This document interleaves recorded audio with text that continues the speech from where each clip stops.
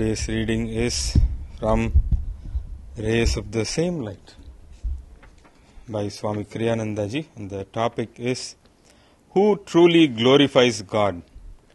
Truth is one and eternal. Realize oneness with it in your deathless self within.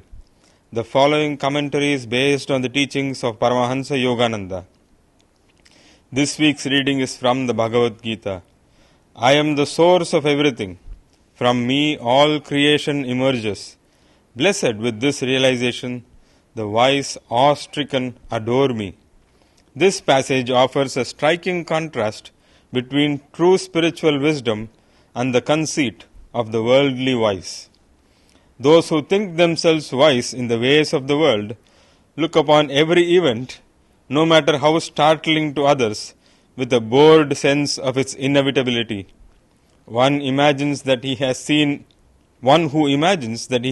everything ends up marveling at nothing. Familiarity reduces even the greatest marvels into insignificance. He is like those guides at the Great Pyramids who share none of the wonder tourists feel on beholding those amazing structures for the first time. In the religious life also, as long as one's dedication is merely outward, the initial enthusiasm one feels in the thought of living for God cannot but diminish in time. The novice's mood changes by subtle degrees to one of hopeful, if slightly discouraged, affirmation. As further years pass, he assumes an attitude of plodding determination. Finally, he ends up mechanically repeating the prescribed prayer formulae while his mind wanders fretfully through byways of private projects and preoccupations. In monasteries, the older monks and nuns often look on the religious fervor of novices with a certain wistfulness. Sadder still, it is to see certain ones among them regarding beginners with condescension. In their imagined superiority, born, one presumes, of their smug satisfaction in the fact that they haven't yet died, they reveal how completely they have lost the freshness of their own first inspiration. The Bhagavad Gita is suggesting that the spiritual life, when lived as it should be, brings a continuously increasing sense of inner contentment, calmness and joy.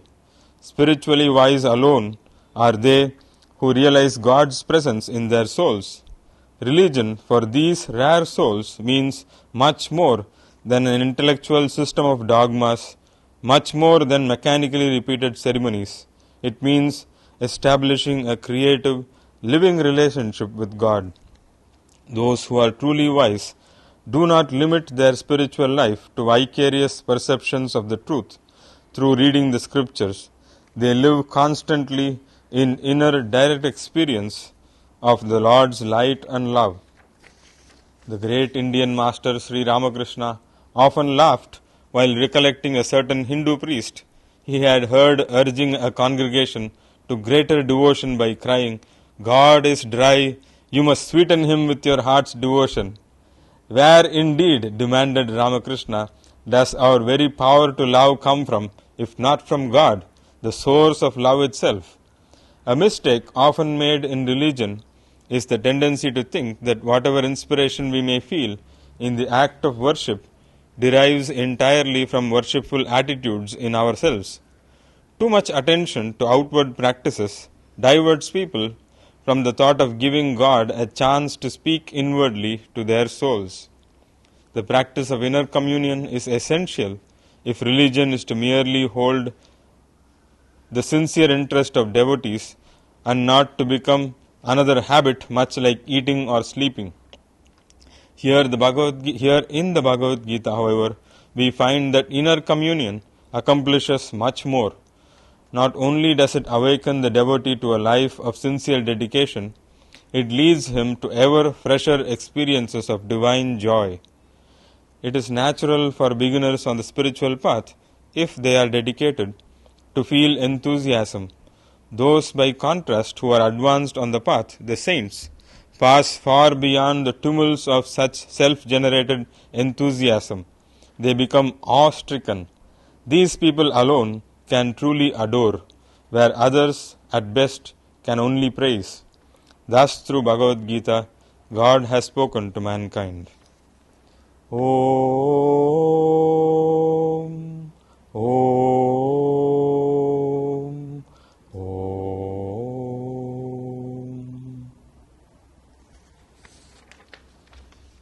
Well, it's a joy to see you all, really.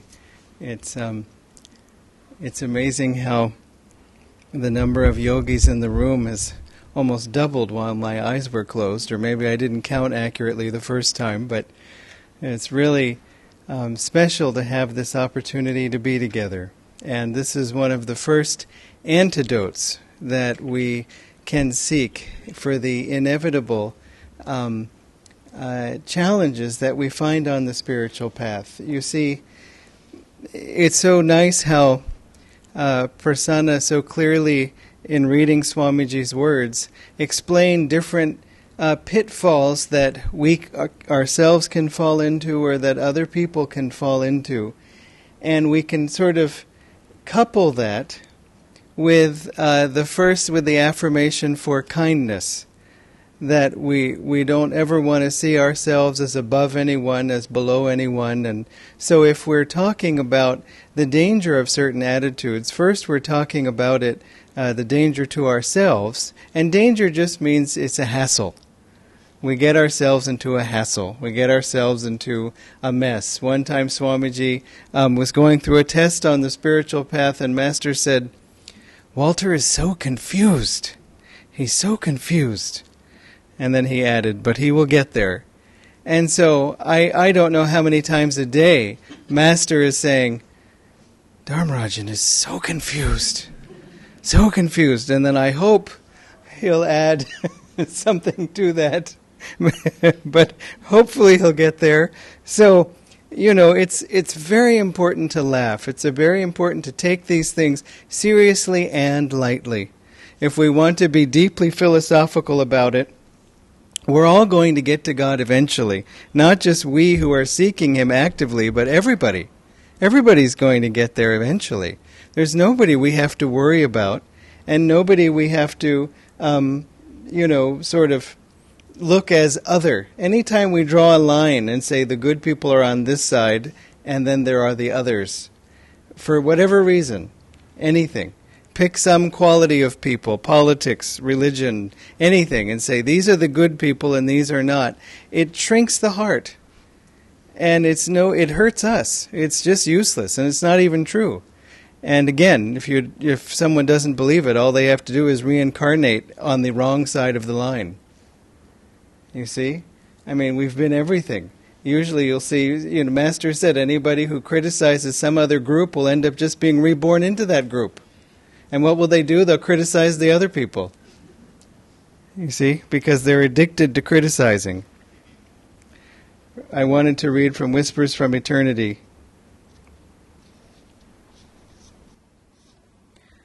O divine sculptor, chisel thou my life. Every sound that I make, let it have the vibration of thy voice. Every thought that I think, let it be saturated with the consciousness of thy presence. Let every feeling that I have glow with thy love. Let every act of my will be impregnated with thy divine vitality. Let every thought, every expression, every ambition be ornamented by thee. O divine sculptor, chisel thou my life to thy design.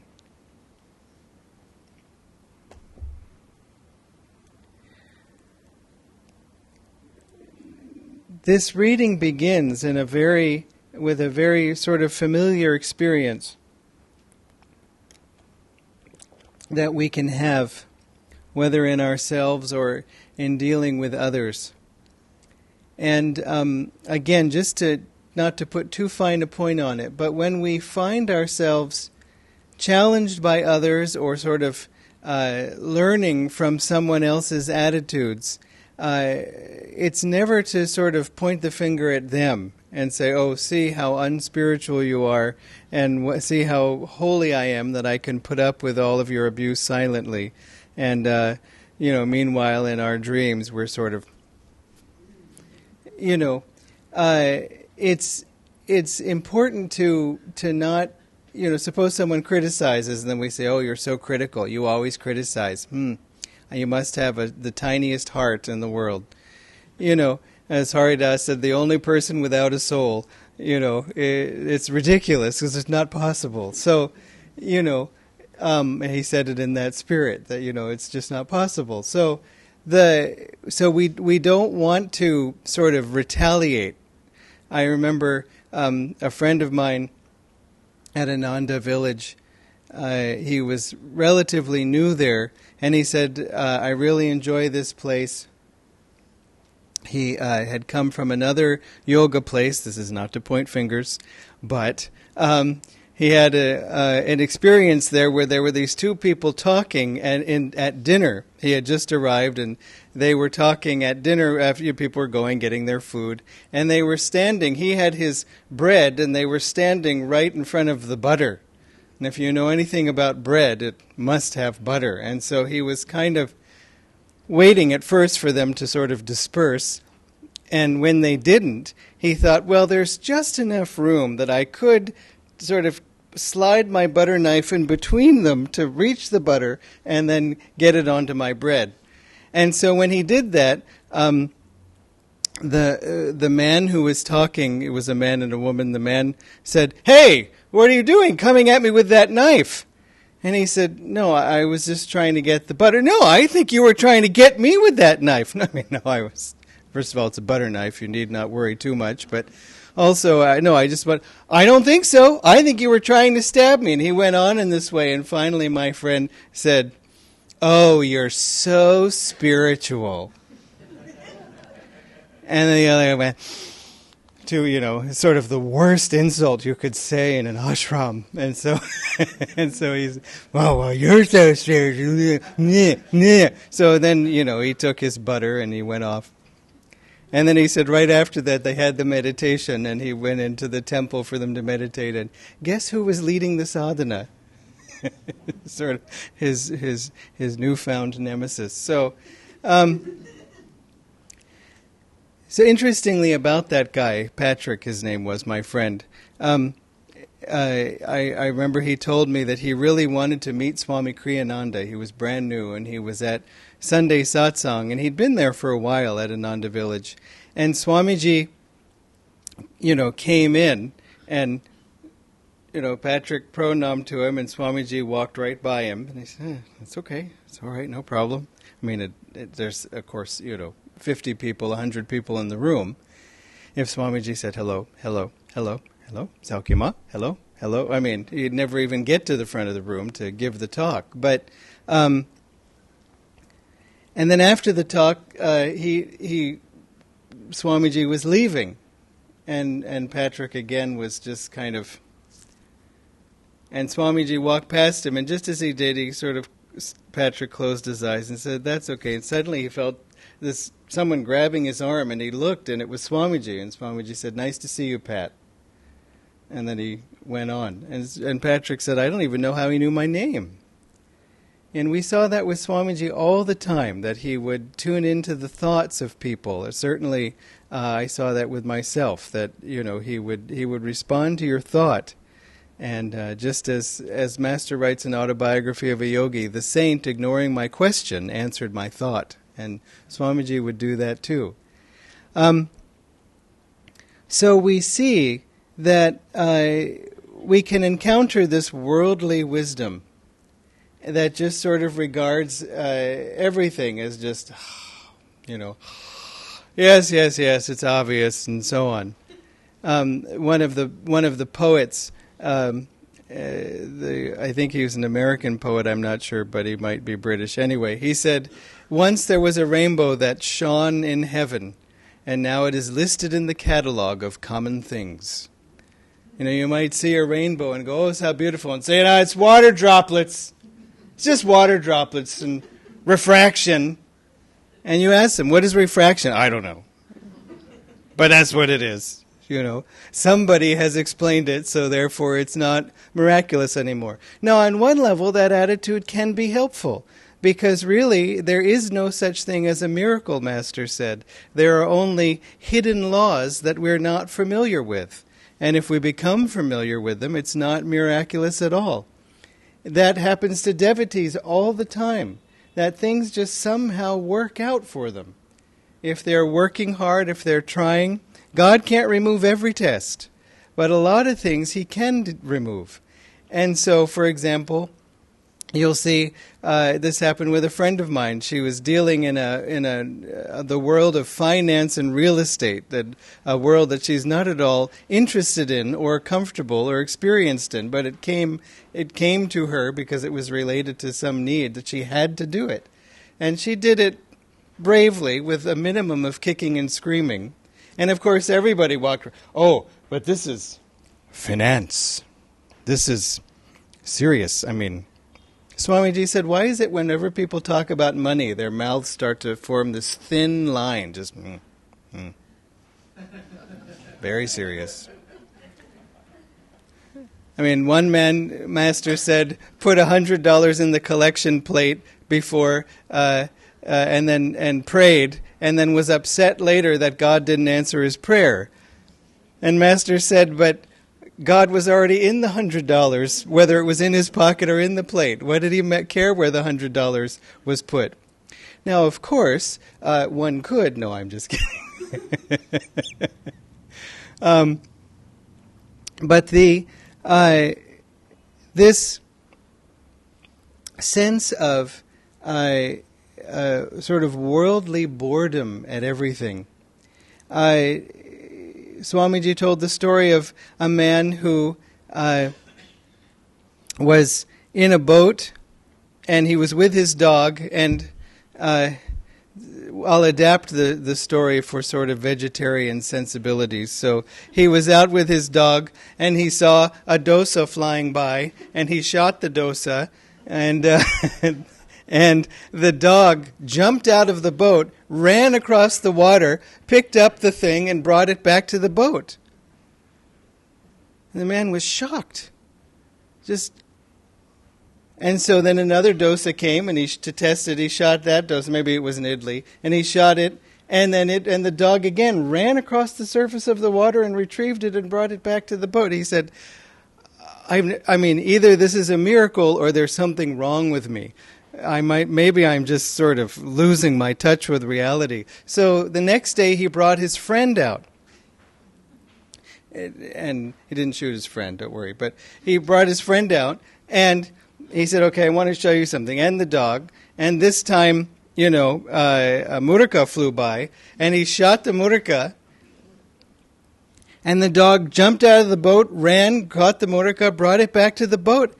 And he turned to his friend and he said, did you see that? Did you see what my dog did? And his friend said, yeah, the stupid thing can't swim. There are people, there is that attitude that just takes anything miraculous, anything uplifted, and just brings it down just to, again, it's just a rainbow, nothing to get excited about, that kind of thing. Now, we should have compassion towards that attitude. Compassion as we are walking in the other direction, away from. We should have compassion, because where does that attitude come from? Again, as Prasanna was reading, that sort of, I've seen it all. It's usually because people are tired, they're drained. That's one thing. Because the senses, if we live through the senses forever, all of us fine, we just get drained and tired. That's for one reason why we have to sleep at night. Just to recharge the nerves, to rest the nerves and recharge them. Master said the consciousness withdraws into the spine, into the chakras when we sleep. But it's not enough. We want to do that consciously. He called sleep counterfeit samadhi, fake samadhi. And so we need the real samadhi. But everybody needs that break. But you find that when you meditate, when you energize and then meditate, then afterwards you have this sort of renewed enthusiasm for life. Yes, because you can feel God in it, but also, again, you're just sort of refreshed in a way that sleep doesn't do. another reason why people sort of have this sort of attitude of ennui, it's called. I think it's a French word, but anyway, it just means excessive boredom. That is that they've been hurt. They've sort of suffered some kind of setback in life, and they've closed their hearts. It's a natural response. We have to watch for it in ourselves. And then living with this closed heart, it's hard to feel anything. You sort of closed, and then, some nice thing comes and taps on the heart, and it just can't get through these layers of steel. And so we just, there's just also not much energy going up the spine when the heart is closed. So we should, again, first of all, have compassion, even if we can't express it.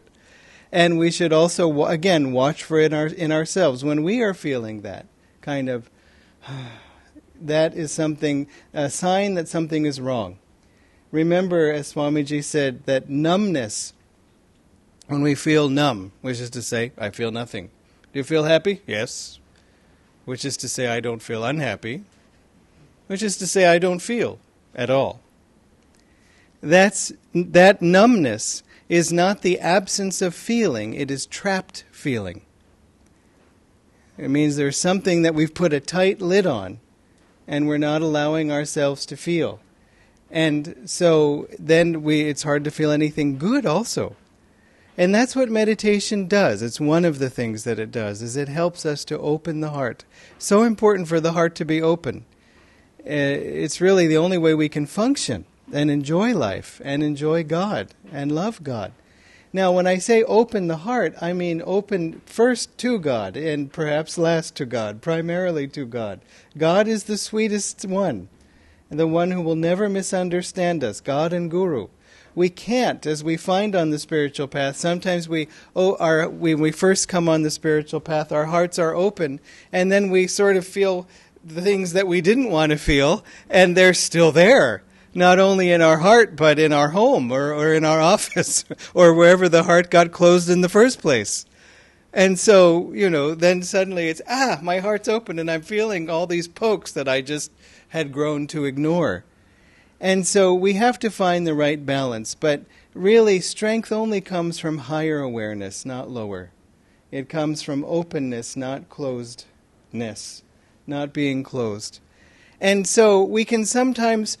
You have to know the personality of your combatant. I'm sorry, the person you're having a conversation with.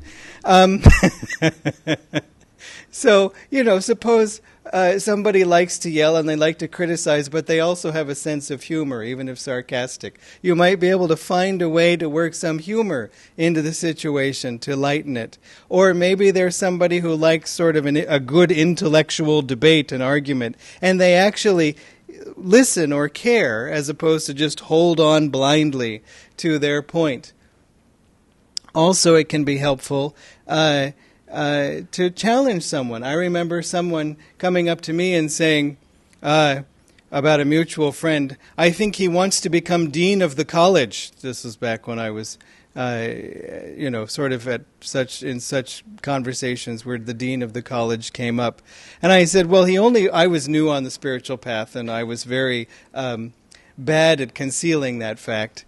And so I said, he only wants to become dean of the college because it will make him happy. And he said, no, it's not so that he can be happy. It's so that he can have an impact on the field. Whatever field it was. I said, well, I was going to say, it's only because so that will make him happy. So I said, well, why would he want to have an impact on the field? So that he can mold and shape a generation of new young minds. I said, well, why would he want to do that? Because to feel that one has an impact, it's very satisfying. No, he didn't say satisfying because that would have given it away. So I said, why would he want to have an impact? And this went on and on and on for a while until he finally said, because it will make him happy. And with a complete lack of grace, I said, ha! And he did not take it well. Not only because when I said it, just about everybody at the picnic sort of turned, yes? The reason I said it with such ferocity is because I had endured, everyone around me my whole life saying, you are wrong, and you are wrong, and you are wrong, and you are wrong. And so when I finally was able to sort of get one tiny victory on my side, all the decades of defeat this poor guy had to endure the retaliation against, it was really unfair. It was basically, I hate to say it, but it was the end of our friendship, and it was my fault. And Swamiji, Master said, the mouth is like a gun and words are bullets. And in just a moment can destroy a friendship. I'm sorry to sort of put a cold pall on the end of the story, but it was true.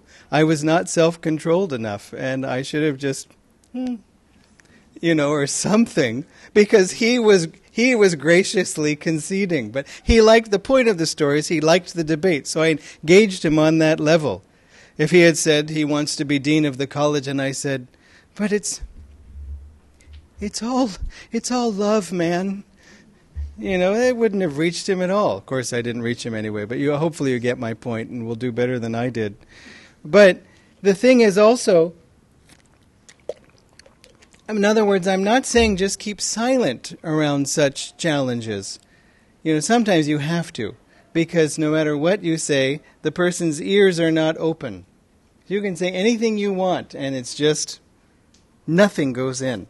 So in that case, it's good to, instead of addressing the ears, address the mouth. Give them something to eat or drink, because then they can't talk while they're eating it. And at least you get a break.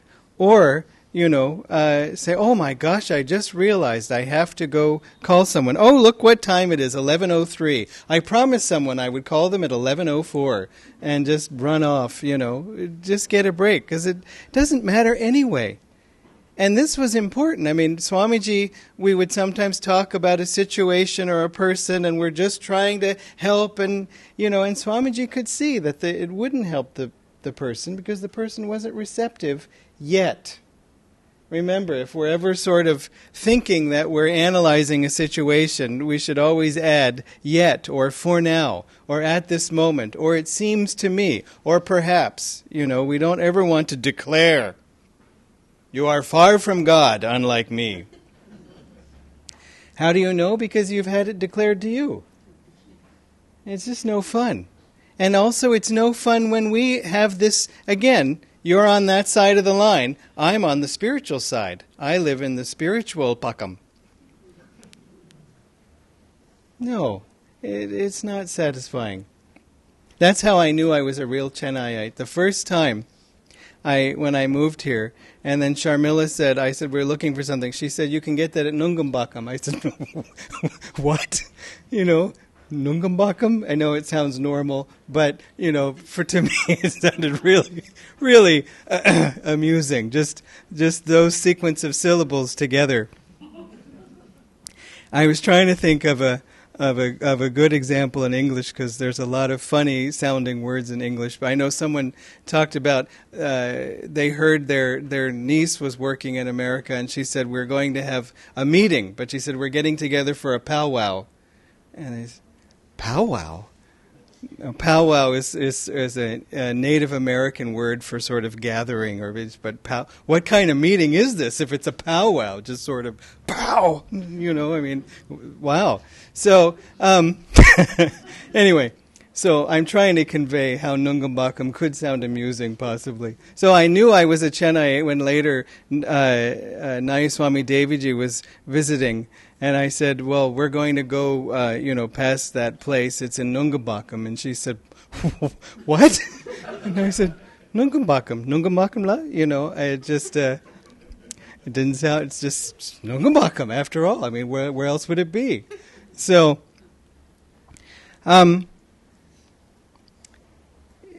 sometimes you can engage people in a thoughtful way. And if you do, let that point rest. Like I didn't let it rest with my other friend. I remember, so if somebody, for example, this is a silly example, but you'll need to be with me a little bit on this. If you've ever eaten salad, or you've seen pictures of people eating salad, by salad I mean lettuce, leaves, which brings me up another story, but I'm going to stay on point. So, there's a very helpful way to what you have to do with such leaves is like with most leaves, like pollock or anything else, is you have to wash it, then you have to dry it. And especially if you're going to have it, if you're not going to cook it, don't cook lettuce or cabbage. I mean, well, cabbage you can, but not lettuce. It's toxic. So there, you find different ways to do it, but there's this wonderful device available in India called a salad spinner. And it's just basically a bowl with another little sort of mesh inside and a handle like this that you push, and it spins around really fast, and it throws all the water off the leaves. And sort of, it's a very nice physics lesson also about centripetal force and all these things, or centrifugal force, I guess. And then your salad leaves are dry. So I was I was living in my place at Ananda, and a relative of mine was visiting, and I was making dinner, and I was making the salad, and I said, "Well, we have to spin the salad leaves first." And she sort of, yeah, okay. I knew you were sort of kooky and new agey and woo, but let me guess, you have to spin the salad to attract the fairies to bless him and so on. You know, because again, just kind of looking for revealing what a kook I was. And I knew that. The person didn't say all of that. They just kind of, I know the person well, being related all my life. And my first response was, excuse me, I'm not an idiot. Lots of people spin their salads, okay? You know, and again, there's no point in centuries of neglect being then vented on one innocent person just because they gave the 1,000th poke. You know, sort of your argument is with those people, not with this person. Although it was a little bit of both in this case. But anyway, so I tried to think quickly and didn't blurt out what was the first thing that came to my mind. And so I said, well, how do you dry your lettuce leaves? Well, I just lay them out on a paper towel and I pat them down, which is what everybody does before they get a salad spinner. And I said, and does that work? And she said, well, no. I said, yeah. So after spinning it, I showed her how the water all sprayed off and see how this is excellent. And so then the first thing she did when she got back to her house was buy a salad spinner. And then for years she would say, I still use my salad spinner, I love it, and so on. So, you know, in other words, if you can try to find a way to reach people where they are, and again, she was the type that would listen to something. It's just common sense, it's just logic. And also it was something that she could verify for herself. It wasn't me saying, but I believe in the salad spinner. I love the salad spinner. I want to become one and spin forever. You know, that's not something, our own devotion is not something that someone else can relate to. You know, they might, but even then, it's if they're inspired by devotion, then they're already a devotee, and that means you're not arguing in the first place. So, the thing most of all, though, that's important, as Prasanna read in the reading, is that the saints do not merely observe the Lord. They do not merely stay in love with the Lord. They adore. They're completely, fully in love with God. And that's why it's so important for us to have examples of such saints in our lives. And as Master said, keep the company of the saints. Spend time with them. And we can take that on many levels. First of all, and obviously, in our case, the Guru. I mean, of course, for anyone, their Guru. But for us, Yoganandaji, just, for example, reading autobiography of a yogi, rereading and rereading. There was one disciple of Master's, autobiography of a yogi was the only book he ever read, meaning once he read it, that's all he read from then on. And it was really inspiring to be around him. And he didn't, here's this story again. It wasn't that at all. It was fresh. And if you haven't reread autobiography of a yogi recently, you'll find there's all kinds of stories that have been added while you were away. Of course, it's not true, literally, but there are things that just weren't dynamic to our consciousness. They didn't stick out. Partly because maybe we couldn't take them in at the time, maybe we were distracted when we read it, or maybe because Master is trying to reach us through that page right now, in this moment. It's not intellectual or statistical at all. It's way beyond that. When Swamiji met Master and Swamiji said, "I love your book," Master said, "That's because it has my vibrations in it." And it still has his vibrations in it. And your copy is there on your shelf vibrating, calling. And so, also to spend time with Swamiji, through videos, Master through his recordings, Swamiji through his videos, also through reading his books too. It was so thrilling to see how in love Swamiji was with God, with Master. One devotee came to Swamiji at his birthday, and everybody was coming up to get his blessing on his birthday. And she said, "Swamiji, help me to love God the way you love God." I was there and I heard her say that, and it was very sweet, very touching. But it's because we could all see that in him. He felt so identified with Master, as you've heard us say frequently, that he said, "I don't know now where Yogananda ends and Kriyananda begins." And so that comes through contact, repeated contact with the Guru. It also comes from sharing things with the Guru. Often people will mistakenly on the spiritual path compartmentalize their life and say, I pray to God and I'm with Master and that's when I'm spiritual and sort of when I'm good enough in my behavior to sort of be worthy of him. And then I have all the rest of these problems that I have, or these flaws, meaning difficulties that I have, or these flaws that I have, or just these very serious, important things that I can't talk to God about. They're too important. They're too serious. It's nuts to think that way, but I can understand it. I struggle with it too. So whatever's if on your mind, in your heart, offer that to God. Suppose you are worried about this Excel sheet that you just can't get to work, behave itself. So I'm trying the pivot table, but it's not pivoting. Then talk to God about that. You never know how he might say, "Don't forget to do this or that." I had a friend who was trying to fix his computer, and let's just say computers were not his first love. But it wasn't working, and then he was praying, and then he told me, "I swear I heard Master say, check the BIOS." I mean, you got to know something about computers to know about BIOS. BIOS is that thing, when you first turn on your computer and you kind of see something, whether it says blah, blah, blah, or it says HP, or it says something, and then it becomes your computer with the login and all of that. That first little blah, blah, blah, blah is from the BIOS. I even forget what it means. It means something or other operating system, but I forget what the BI stands for. Anyway, BIOS is sort of not the first topic of conversation that anybody has. And so he was, first of all, we knew, my friend and I were kind of laughing because BIOS is not something he would think to check on his own necessarily. I don't think I'm doing him a disservice here. And then for Master to say, and the point of the story is he reset the BIOS and then it worked. So God is even in the BIOS.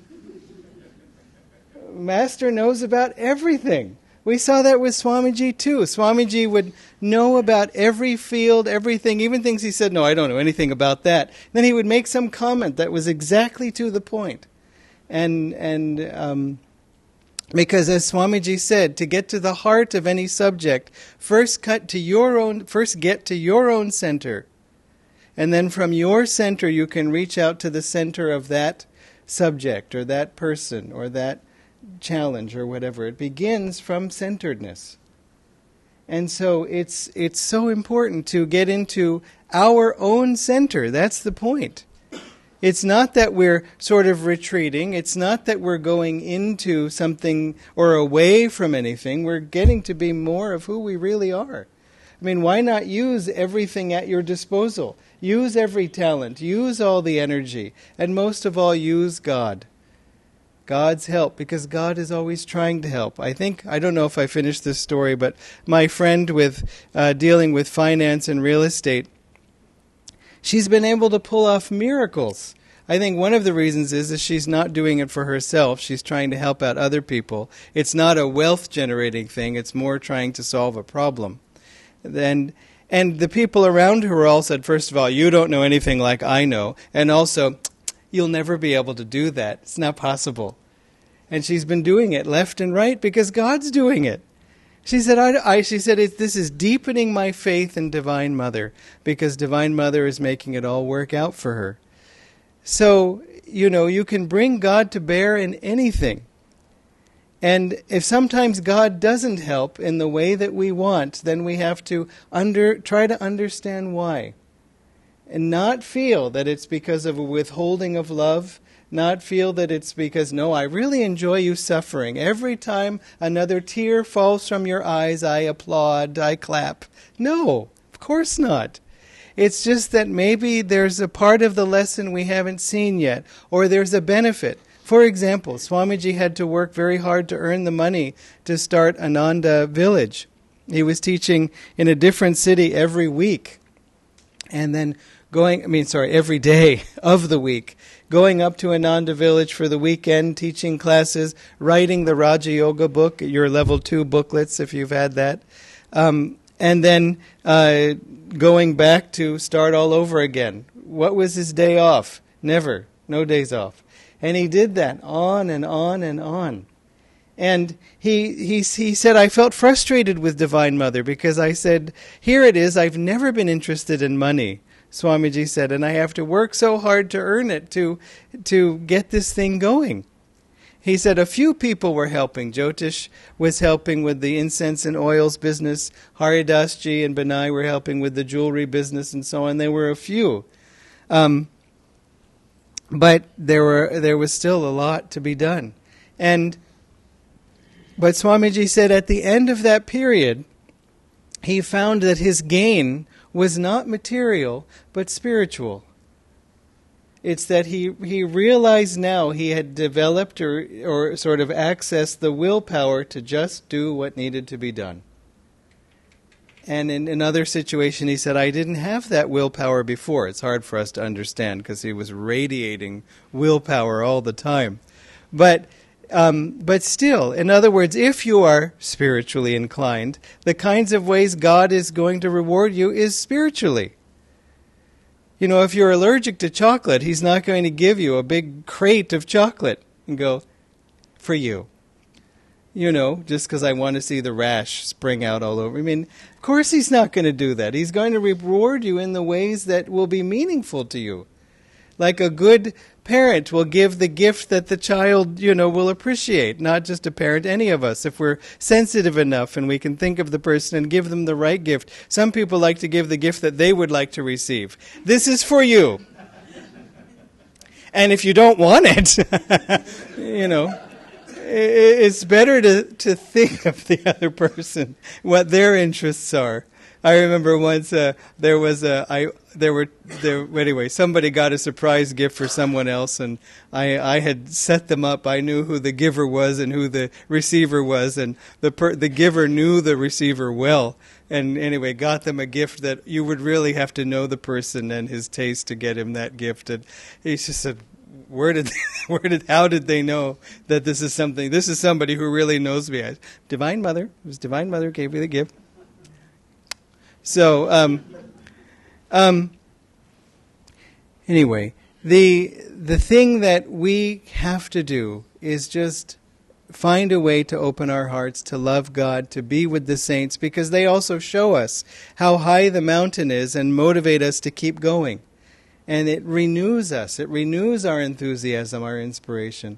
One way to do this I just wanted to mention, because we just got these books back. We I shouldn't say rarely, but we don't often have these books in the boutique downstairs because as soon as they come, they go again. In fact, the Essence of Self-Realization the publisher is, I don't mean this in the wrong way, but it's always running out of them and having to print them again. And then so we're so glad when they're available again. So these are books of Master's sayings. You want to know what Master said, what Master taught? They're in these books. Swamiji, when he was with Master, Master started saying to him, write down what I'm saying. Write that down. I've never said that before. And sometimes when he was like giving a teaching or telling a story to the monks, and Swamiji was there, and Swamiji was writing furiously, trying to keep up with him, Master would even pause in the story. Like, you got that? Okay. Shall I continue? So then the door opened, I mean, it's just wonderful to think of Swamiji and Master together. And so Swamiji, his most precious possession, he said, were these notebooks that he had of Master's sayings. And so when he was writing the new path, his life with Master, he was able to put about 1/3 of those sayings into that book. And this was in 1977 when the book first came out. Then it was called The Path. Later, when it was revised, it was The New Path. And then he thought, well, I have these other sayings, these other 2/3 remaining, but I'll just let the path sort of be and do what it needs to do, and then maybe there'll be a time later when I'll feel to publish more of them. And of course, everyone at the time was, how about now? How about now? Now might be a good time, because wanting more. But it was also like we have to digest, we have to take what we've been given, and we had no choice, so we might as well. And so then in 1990, which is to say, I only say it because meaning it was 14 years later, Swamiji published The Essence of Self-Realization, which represented another 1/3 of all the things that Master had said that he had written down, and also some that he remembered, of course, while writing it. And these were sayings that he could organize according to topic, according to subject. For example, the need for a guru and the disciple's part. These are not random topics. In fact, you're familiar with them if you've taken level 3. They're chapters of the level 3 Handbook of Discipleship book that come. The sayings that are in there come from this book, The Essence of Self-Realization. And then he said, so now I have just the remaining sayings. And so, of course, I was around by then. And so, okay, Ippo. And so then in 2003, which is to say 13 years later, Swamiji published the Conversations with Yogananda, and it just represented all the rest of the sayings that didn't really fit into one of these categories. He didn't try to force anything to fit. I guess that's kind of about reincarnation. He didn't fudge anything, of course. And what's also special for all of us in India about this book, is that it was the first book Swamiji published after he arrived in India, almost within a month of arriving in India. He came to India in November of 2003 and began Ananda India and included Ananda Chennai.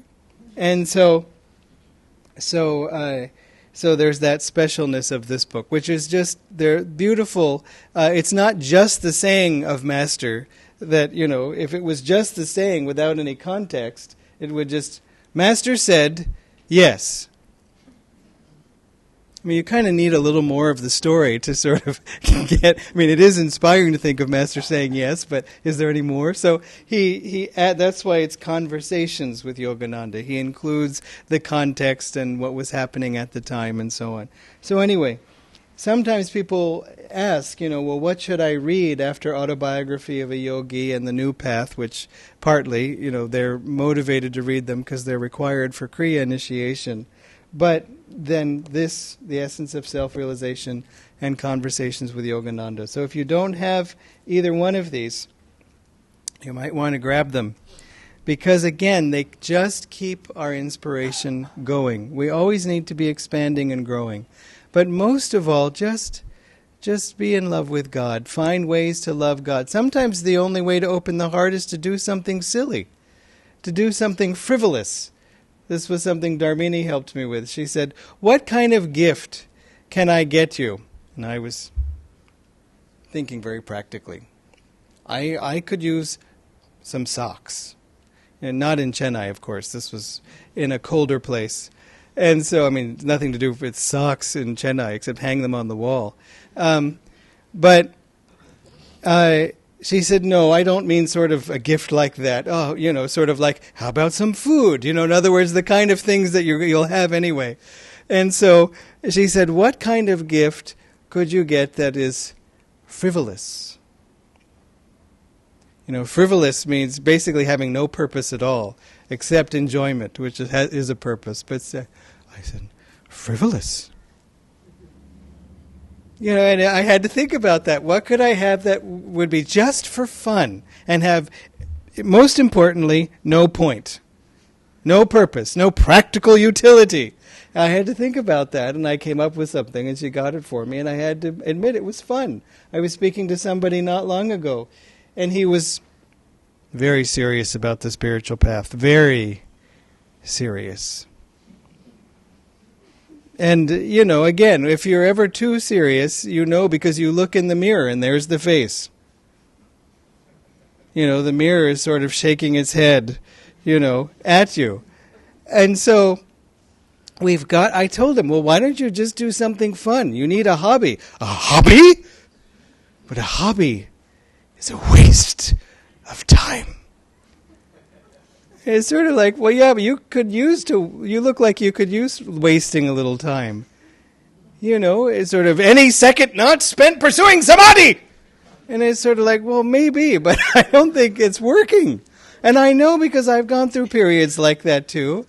And again, the mirror will tell you if it's working or not. And so I said, what are things that you did as a child? Things that you did for fun? You know, maybe you could do some of those, but they're all useless diversions. And I said, yeah, but you've got to smile. You've got to lighten up. You've got to enjoy life also. Enjoy it with God. You know, if you're reading Master said, I look a little bit at the comics, you know, in the newspaper. He said, I know it's useless, but it keeps me smiling. You've heard him say that in the talk. I remember when I was visiting my relatives in Kerala, there was something that had come out in the newspaper, that there was some 4 lines of poetry, a children's contest, and they published the winner in the newspaper, and my Thimber read it to me. He said, this is what it says. Man is a fool. When it's hot, he wants it cool. When it's cool, he wants it hot, always wanting what is not. I told someone that. They said, there's no way a child wrote that. No way. You know. But anyway, it was really, really wise. And so anyway, I was urging my friend to waste a little time. Because, you know, we can get too dry. We can sort of get too narrow. Now, we have to do it within reason, but you have to know what side of the sort of spectrum you're on. All I ever do is have fun and enjoyment, and no sadhana. You know, there was a man who said that to Swamiji once. He said, what is yours? He was a sadhu, and Swamiji met him, and he said, what is your sadhana? And the man said blissfully, nothing! And Swamiji said... Not that he was criticizing, but still, it didn't necessarily look like it was working for the person. We do need our sadhana, but we need our fun also. And so, yes, if just looking into the face of God is the way you have fun, great. But if you're not smiling, then find something else also to smile about. Okay? It's really important. Because that also opens the heart and helps us lighten up and helps us remember we're children of God. And, you know, we don't have to always be so grown up and so serious about everything. With others, we may have to. We may have to put on that face. If we're at the office, if we're, you know, in a professional situation, it's important to be appropriate.